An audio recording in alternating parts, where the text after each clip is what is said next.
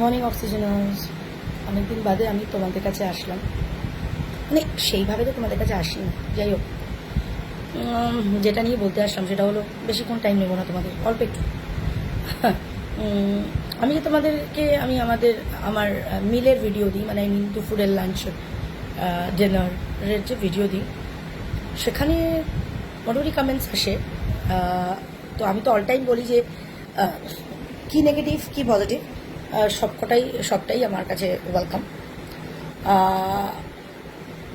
তো কমেন্ট প্রত্যেকটা ভিডিওরই আমি পড়ি, গো থ্রু করি, রিপ্লাই সবসময় করা হয় না।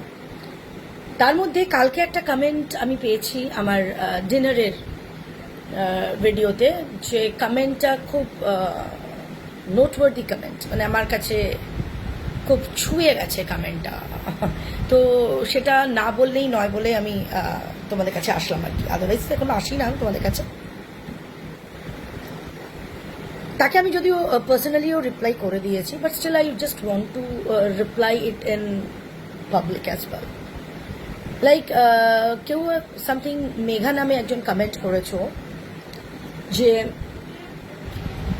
এই রকম খাবার, এই খাবার তো আমাদের ডগিতেও খায় না। তো এরকম খাবার বলতে আমি কালকে তোমাদের দেখিয়েছিলাম বাসি রুটি, 4-5 দিনের বাসি রুটি, যেটা আমি বানিয়েছি। আমার বানানো রুটিটা একটুই শক্ত হয়, সেটা সেদিনকে খেলেই ভালো। আর সেটা যদি রেখে দাও তো, আর ফ্রিজে তারপরে আবার ওপেন যদি রেখে দাও না ঢেকে, তাহলে সেটা একেবারেই তোমার চামড়া হয়ে যাবে। এবার সেখান থেকে কালকে যেহেতু সকালে ব্রেকফাস্টে আমাদের পরশু দিনকে ব্রেকফাস্টে আমাদের কিছু ছিল না বলে আমার প্রচণ্ড খিদে পাচ্ছিল, তাই জন্য ওইখান থেকেই আমি একটুখানি ছিঁড়ে খেয়েছিলাম। তাই জন্যে গোল রুটির শেপটা কিন্তু ভেজতে গিয়ে একটা কিম্ভূত কিমাকার শেপে রুটিটা ছিল। যাই হোক, আমি তোমাদের দেখিয়েছিলাম, দুটো রুটি দেখিয়েছিলাম, দুটো ব্রেড দেখিয়েছিলাম, আর একটু বাটার দেখিয়েছিলাম, আর কিছু না। তো সে বলেছে যে ডগিতেও খায় না বা ডগিকেও দিই না। তো জানো তো, আমার অ্যাকচুয়ালি কি এমন একটা সময় গেছিলো যখন আমি খাওয়া পেতাম না। আমি এটা আগেও বলেছি, আমি খাওয়া পেতাম না খিদের জ্বালায়, মানে তখন আমি প্রেগনেন্ট অবস্থায় খিদের জ্বালায় এপাশে ওপাশে, ডান পাশে বা পাশে, সব পাশেই কিন্তু কড়াইয়ে খুন্তি নাড়ার আওয়াজ হচ্ছে, দারুণ দারুণ গন্ধ আসছে রান্নার, কিন্তু আমার বাড়িতে রান্না হচ্ছে না, কারণ আমার তো কিছু নেই, আমার তো ক্ষমতাই নেই খাবার কিনে রান্না করা। তো সেই সময় ওই রকম প্রেগনেন্ট অবস্থায় আমি কিন্তু পেয়ারা গাছতলায় দাঁড়িয়ে কিন্তু পুষ্টি পেয়ারা কিন্তু পেরে কিন্তু খেয়েছি, নিজের খিদে জ্বালানোর জন্য, মেটানোর জন্য। সরি, খিদে কী জিনিস সেটা আমার থেকে বেটার বোধহয় কেউ জানে না, আমার থেকে বেটার কেউ জানে না, আর জানতেও হবে না, চাইও না সেটা।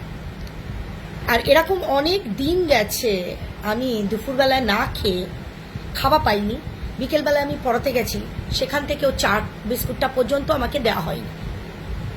তাহলে বুঝতে পারছো কীরকম অবস্থা আমার। তো ওই রকম অবস্থায় পড়িয়ে যখন ফিরছি আর দেখছি চপের দোকান, তোমার চপ ভাজছে লোকে, চপ কিনছে কেউ, কোনো জায়গায় রোলের দোকান, রোল তো দূর কি বাদ, রোলের তো অনেক দাম, তখন ওই 1 টাকার চপও কেনার ক্ষমতা আমার ছিল না। যে সিঙ্গারা কিনে খাবো সেটারও ক্ষমতা আমার ছিল না। কিন্তু খিদেতে আমার মাথা ঘোরাতো, আমার পেট ব্যথা করতো, পেট ডাকতো। তো এগুলো আমি পেরিয়ে এসেছি, এমনও দিন গেছে যে আমাকে টিউশন বাড়ির থেকে খাবার দিয়েছে, যে বাড়ি নিয়ে গিয়ে খাবে, ভাত আর ডাল, শুধু ভাত আর ডাল, মাইন্ডেড, শুধু ভাত আর ডাল।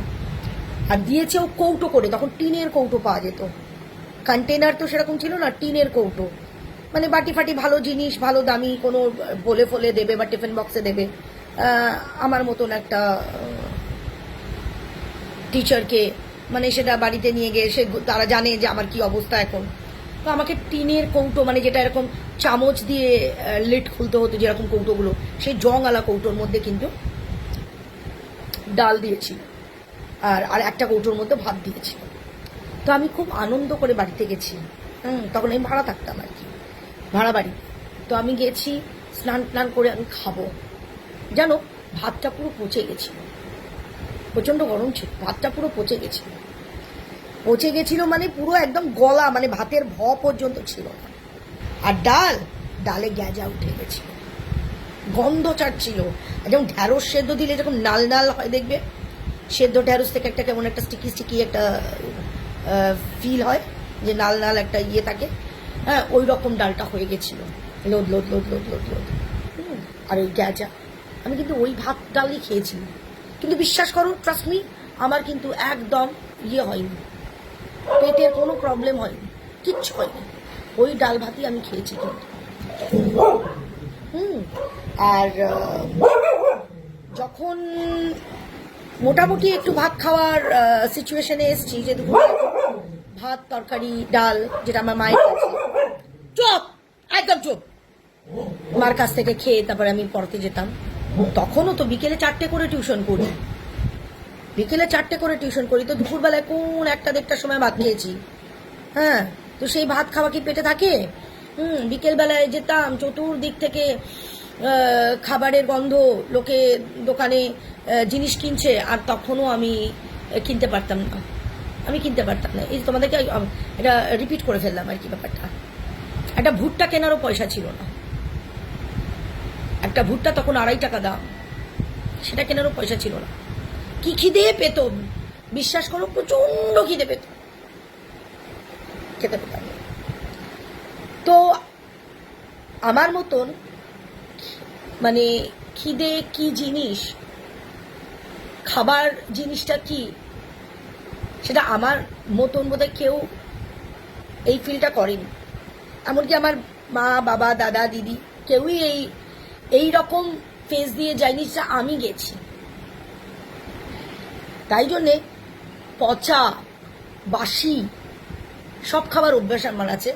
আমি যেমন মাংস ভাত, ডিম ভাত, হ্যাঁ, মাছ ভাত যেমন করে রেলিশ করে খাই না, তেমনি পচা জিনিস, বাসি জিনিস, সেটাও আমি কিন্তু রেলিশ করে খাই। কারণ আমার থেকে বেটার কিন্তু কেউ জানে না, অন্তত অ্যাটলিস্ট আমার এই পাড়া চত্বর বা আমার ফ্যামিলিতে কেউ জানে না যে খিদে কি জিনিস। তাই জন্য আমি কোনো খাবার ফেলি না, আর কোনো খাবারই আমার কাছে ইস ছি এইটা না। অনেকেই তোমরা লেখো তো ইস ছি, পায়খানার খাবার, পাটির খাবার, এগুলো বলো।